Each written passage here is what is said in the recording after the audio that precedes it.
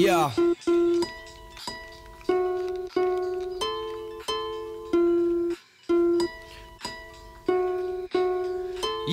Yeah. It all began once upon a time in an urban slum. Yeah, there was this young fella trying to earn the funds. He never had much cause his mum worked for crumbs, and she had bad lungs due to all the murder she bun. And he was done with being just another rat in the race, on a scabby estate, trapped in the land of the waves. So he's packed up with rage, attitude to rattle a snake, trying to stack up some change in order to plan an escape.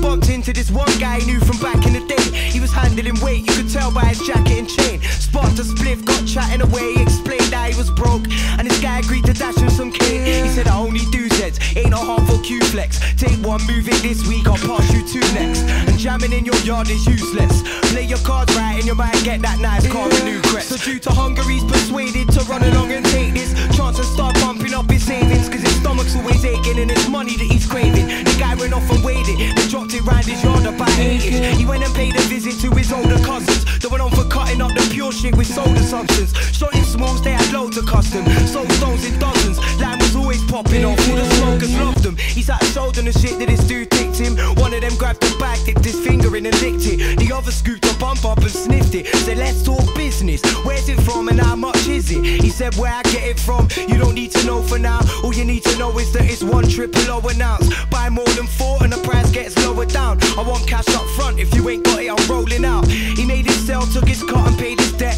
Picked up another 2 and did the fucking same again. Shit, in half a night he made enough to pay his rent. Like it was nothing, man, he's buzzing, now he's up for making bread. Few weeks flying, in the meantime he stacked his piece high, keeping it low-key like only shot into 3 guys. His 2 cousins and this other brother, he's just another seller, another link that his cousins set up. But this guy buys quite a bit, he cops it by the box so it's nice for him.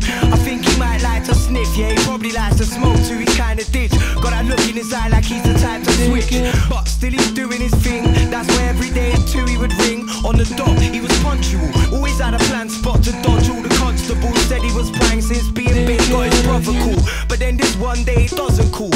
After ordering a key the night before like a fucking fool, he ain't answering his phone, not picking up at all.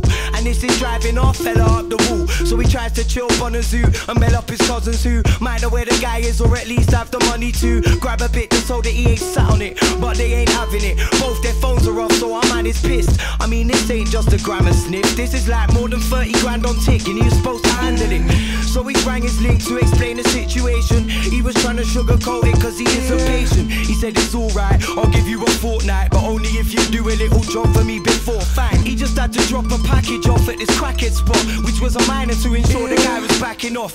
So he made a move and was well on his way when 2 shifty looking brothers in baddies turned up to take his food. He wasn't giving in but they just kept on hitting him. One was kicking him, the other grabbed the bag and grinned at him. He recognised his teeth, it was the guy that buys the keys. The other must have been one of his cousins, Michael Lee. He shouted, are you gonna switch and turn or slide on me? We were family, you ripped off your shitty worthless life with me. He got up and got dropped with a flying tiger knee. While he's winded trying to breathe, they're up in the ride and leave. Man, he's angry now, stumbling home, wondering what's that about. 40 grand in debt and he ain't never had a bank account. Mad at the fact that he's just had his back stabbed by his own flesh and blood, ready to snap back. He arrives home to find his flat smashed, ransacked, had his stash jack, now his telly and his cash stack. He switched and grabbed the biggest bait he could find, then headed to his cousin's yard with a look of rage in his eye.